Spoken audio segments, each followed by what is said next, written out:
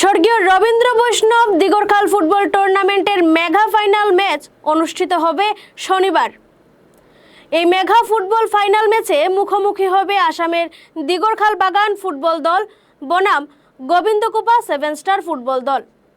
Final ম্যাচে যে দল জয়ী হবে সেই দল পাবে নগদ 30,000 টাকা পুরস্কার এবং বিজয়ী ট্রফি, আর যে দল রানার্স আপ হবে তারা পাবে নগদ 20,000 টাকা এবং রানার্স আপ ট্রফি। আগামীকাল ফাইনাল ম্যাচ দেখতে চোখ রাখুন গণ আওয়াজের পর্দায়।